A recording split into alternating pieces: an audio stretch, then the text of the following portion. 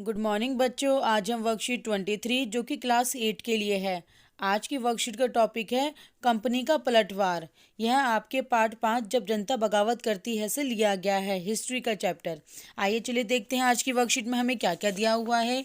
बच्चों, कंपनी का पलटवार दिया गया है कि कंपनी ने किस प्रकार विद्रोह को कुचलने की कोशिश की और उसके बाद 1857 के विद्रोह के बाद क्या क्या हुआ, क्या क्या बदलाव हुए कंपनी में, और उसके बाद हमें अंत में प्रश्न उत्तरों पर चर्चा करनी है। आइए चलिए देखते हैं। पहला टॉपिक है कंपनी का पलटवार।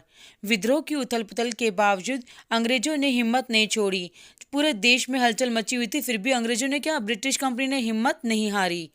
कंपनी ने, ईस्ट इंडिया कंपनी ने अपनी पूरी ताकत को लगाकर विद्रोह को कुचलने का फैसला किया, यानी उसे बंद करने का फैसला किया। उन्होंने इंग्लैंड से और फौजी मंगवाए।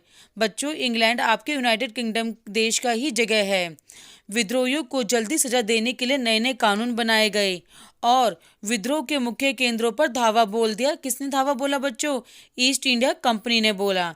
इस तरह 1857 में दिल्ली दोबारा अंग्रेजों के कब्जे पर आ गई, यानी दिल्ली पर दोबारा किसका कब्जा हो गया? अंग्रेजों का। अंतिम मुगल बादशाह कौन थे? बहादुर शाह जफर पर भी विद्रोहियों का साथ देने के कारण क्या चलाया गया बच्चों? मुकदमा चलाया गया। उन्हें आजीवन कारावास दे दिया गया, मतलब जब तक मृत्यु न हो जाए तब तक वो जेल में ही रहेंगे। और बच्चों, यहाँ तक कि उनके बेटों को उनकी आंखों के सामने गोली मार दी गई, यानी बहादुर शाह जफर के बेटों को भी गोली मार दी गई। और बहादुर शाह जफर और उनकी पत्नी जीनत महल को अक्टूबर 1858 में रंगून जेल में भेज दिया। तो बच्चों, रंगून जो है आपके बर्मा देश की जगह का नाम है, वहाँ पर भेज दिया। 1862 में यही उनकी मृत्यु हो गई, बहादुर शाह जफर और उनकी पत्नी जीनत महल की। यहाँ तक कि बच्चों, मार्च 1858 में लखनऊ अंग्रेजों के कब्जों में चला गया। अब लखनऊ जो नवाबों का शहर था वो किसके कब्जों में चला गया? अंग्रेजों के कब्जों में चला गया। और जून 1858 में रानी लक्ष्मीबाई की शिकस्त हुई, यानी हार हुई, और वो भी वीरगति को प्राप्त हो गया, यानी उन्हें मार दिया गया अंग्रेजों के द्वारा। दुर्भाग्यवश ऐसी ही रानी अवंतीबाई लोधी के साथ भी हुआ। तो बच्चों, अवंतीबाई लोधी भी युद्ध में हार गई थी। तात्या टोपे मध्य भारत के जंगलों में रहते हुए आदिवासियों और किसानों की सहायता से छापामार युद्ध चलाते रहेंगे। तात्या टोपे ने बहुत, मतलब कि आदिवासियों का साथ लिया, किसानों का साथ लिया और अंग्रेजों से लड़ते रहे। और अंत में उन्हें भी पकड़ लिया अंग्रेजों ने 1859 में, और उन पर भी मुकदमा चलाकर जल्दी ही उनको मृत्युदंड यानी फांसी दे दी गई। विद्रोही ताकतों की हार से लोगों की हिम्मत टूटने लगी, यानी सब लोग अंग्रेजों के सामने कमज़ोर होने लगे। बहुत सारे लोगों ने तो विद्रोहियों का साथ छोड़ दिया। जो अंग्रेजों के खिलाफ लड़ रहे थे विद्रोही, उनका काफ़ी लोगों ने साथ छोड़ दिया। अब क्या हुआ? लोगों का विश्वास जीतने के लिए अंग्रेजों ने वफादार भूस्वामियों के लिए इनामों का ऐलान कर दिया। यानी अंग्रेजों ने क्या चाल चली कि जो हमें जो है विद्रोहियों के बारे में बताएंगे, उनको क्या देंगे? इनाम देंगे, ताकि लोग जो है अंग्रेजों का साथ देने लगे। तो बच्चों, इस प्रकार ये सारी चीज़ें अंग्रेजों ने विद्रोहियों को तोड़ने के लिए की गई, विद्रोह को कुचलने के लिए की गई थी। आइए चलिए देखते हैं, अगला टॉपिक है विद्रोह के बाद के साल। जो जब अंग्रेजों ने 1859 के आखिरी तक पूरे देश पे दोबारा से कब्जा पा लिया था, लेकिन अब पहले वाली नीतियों के साथ वो शासन नहीं चला सकते थे, क्योंकि सभी भारतीय किसके खिलाफ थे? अंग्रेजों के शासन के खिलाफ। तो अंग्रेजों ने भारतीयों का विश्वास जीतने के लिए अपने कई नियमों में बदलाव किया, जो कि इस प्रकार है।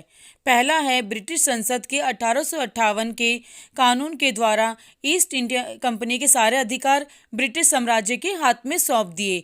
अब जो है ब्रिटेन की जो सरकारी कंपनी थी, ब्रिटिश साम्राज्य के हाथ में सौंप दिए। ब्रिटिश मंत्रिमंडल के एक सदस्य को भारत मंत्री के रूप में भी नियुक्त किया गया। उसने भारत के शासन से संबंधित मामलों को संभालने का जिम्मा किसको सौंपा? जो है भारत मंत्री को। उसने सलाह देने के लिए एक परिषद यानी कमेटी का गठन भी किया, जिसे क्या कहा जाता था? इंडिया काउंसिल भी कहा जाता था, ताकि जिसमें मेंबर क्या होते थे? भारतीय को भी शामिल किया गया। दूसरा है, भारत के गवर्नर जनरल को वायसराय का ओहदा दिया गया। अब जो है गवर्नर जनरल क्या कहलाने लगा? वायसराय।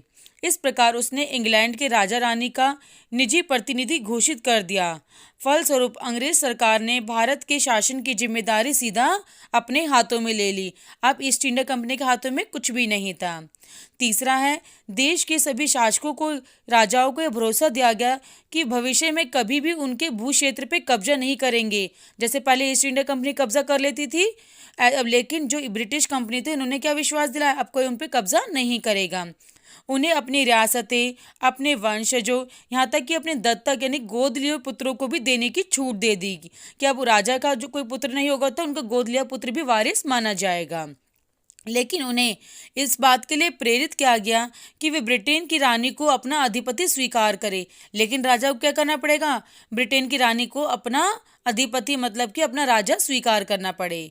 इस तरह भारतीय शासकों को ब्रिटिश साम्राज्य के अधीन शासन चलाने की पूरी छूट मिल गई। चौथा पॉइंट है, सेना में भारतीय सिपाहियों का अनुपात कम करने और यूरोपीय सिपाहियों का संख्या बढ़ाने का फैसला लिया गया बच्चों, क्योंकि पहले भारतीय सिपाही ज़्यादा थे तो इसीलिए 1857 के विद्रोह में सहायता मिली थी। लेकिन इस बार क्या करा अंग्रेजों ने, भारतीय सिपाहियों की संख्या कम कर दी और यूरोपीय सिपाहियों की संख्या ज़्यादा कर दी। यह भी तय किया गया कि अवध, बिहार, मध्य भारत और दक्षिण भारत से सिपाहियों को भर्ती करने की बजाय अब गोरखा जो नेपाल साइड के थे, सिखों जो पंजाब साइड के थे, पठान, इनको भी भर्ती किया जाए। और पांचवा पॉइंट है, मुसलमानों की संपत्ति और जमीन बड़े पैमाने पर जब्त कर ली गई। तो बच्चों यहाँ भी धार्मिक भेदभाव बढ़ाने की कोशिश की गई। उन्हें संदेह और शत्रुता के भाव से देखा जाने लगा। किसको, मुसलमानों को। अंग्रेजों को लगता था कि यह विद्रोह उन्होंने ही खड़ा किया गया है। तो अंग्रेजों ने बच्चों क्या करा, मुसलमानों की संपत्ति जब्त कर ली और उनकी जमीनें भी छीन ली, क्योंकि उन्हें कौन दोषी लग रहे थे, मुसलमान दोषी लग रहे थे। इसके बाद अगला पॉइंट है, अंग्रेजों ने फैसला लिया कि वे भारत के लोगों के धार्मिक व सामाजिक रीति रिवाजों का सम्मान करेंगे। उन्होंने ये फैसला लिया ताकि यहाँ के लोग भड़के ना। अंतिम पॉइंट है, भूस्वामियों और जमींदारों की रक्षा करने तथा जमीन पर उनके अधिकारों को परमानेंट यानी स्थायित्व देने के लिए नीतियां बनाई गई। यानी जमींदारों और भूस्वामियों की प्रॉपर्टी या जमीन नहीं छीनी जाएगी, इसके लिए क्या बनाए गए, कानून बनाए गए। तो बच्चों ये सभी कानून क्यों बनाए गए थे, ताकि जो ब्रिटिश साम्राज्य है, ब्रिटिश कंपनी है, वह भारत पे कब्जा भी कर ले और यहाँ के भारतीयों को कोई प्रॉब्लम भी ना हो। ये उनकी चाल थी ताकि वो इन नीतियों में बदलाव करके भारतीयों का विश्वास जीत ले। आइए चलिए देखते हैं बच्चों प्रश्न उत्तर। एक, अंग्रेजों ने 1857 के विद्रोह को कुचलने के लिए क्या क्या किया बच्चों। उन्होंने इस विद्रोह को कुचलने के लिए इंग्लैंड से और फौजें मंगाई और सिपाही मंगवाए और यहाँ तक कि विद्रोहियों को सजा देने के लिए अपने नए नए कानून और नियम बनाए गए, जिसमें कि फांसी का जो नियम था वो बहुत ज़्यादा लागू किया गया। जैसे तात्या टोपे हो गए, बहादुर शाह जफर के बेटों को मार दिया गया, झांसी रानी लक्ष्मीबाई को मार दिया गया, अवंतीबाई लोधी को मार दिया गया और यहाँ तक कि जितने विद्रोही पकड़े गए थे सभी को फांसी दे दी गई। और बच्चों इस तरह सितंबर 1857 में दिल्ली की दोबारा किसके कब्जे में आ गई, अंग्रेजों के कब्जों में आ गई। आइए चलिए देखते हैं प्रश्न 2। आरंभिक महीनों में प्राप्त सफलता के बावजूद 1857 का विद्रोह क्यों असफल हो गया, यह हमें सोच के बताना है बच्चों। लोगों का विश्वास जीतने के लिए अंग्रेजों ने वफादार भूस्वामियों के लिए इनामों का ऐलान कर दिया गया। जो भारत के भूस्वामी थे, जमींदार थे, वो अंग्रेजों के लालच में आ गए और विद्रोही की खबर देने लगे बच्चों, इसीलिए ये भी कमजोर हो गया 1857 का विद्रोह। और प्रमुख नेताओं को अंग्रेजों ने धोखे से मार दिया गया। जो अंग्रेजों को लगता था शक कि नेता साथ दे रहे हैं विद्रोहियों का, उनको धोखे से कानून के अंतर्गत मार दिया गया। और सबसे बड़ी बात बच्चों ने अंग्रेजों ने कौन सी नीति अपनाई, फूट डालो शासन करो की नीति अपनाई, जिससे कि 1857 का विद्रोह की असफलता का सबसे प्रमुख कारण था। आइए चलिए देखते हैं बच्चों प्रश्न 3। 1857 के स्वतंत्रता सेनानियों के साथ क्या क्या हुआ बच्चों। जो 1857 का जो विद्रोह लड़ रहे थे, युद्ध लड़ रहे थे, उन सेनानियों के साथ क्या हुआ बच्चों। 1857 के स्वतंत्रता सेनानियों को या तो मार दिया गया या आजीवन कारावास में डाल दिया गया। जैसे कि बहादुर शाह जफर और उनकी पत्नी जीनत महल को रंगून जेल में डाल दिया गया और बहादुर शाह जफर के साथ साथ और उनके बेटों को भी गोली मार दी गई थी।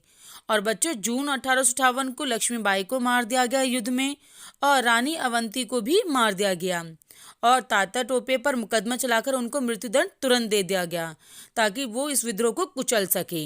आइए चलिए देखते हैं बच्चों प्रश्न 4। विद्रोह के बाद विद्रोह के बाद के सालों में अंग्रेजों ने अपने शासन में क्या क्या बदलाव किए, क्योंकि बच्चों अब अंग्रेजों को पता था कि वो भारत पे शासन तो ज़्यादा समय तक नहीं कर पाएंगे। तो भारतीयों का विश्वास जीतने के लिए उन्होंने अपने नियमों कानूनों में काफ़ी बदलाव किया। अब उन्होंने क्या करा, ब्रिटिश साम्राज्य के हाथों सारा साम्राज्य सौंप दिया गया ईस्ट इंडिया कंपनी से लेकर, और भारत के गवर्नर जनरल को वायसराय का ओहदा दिया गया, और सभी शासकों का भरोसा दिया गया कि वे कभी भी उनके भू क्षेत्र पे कब्जा नहीं करेंगे।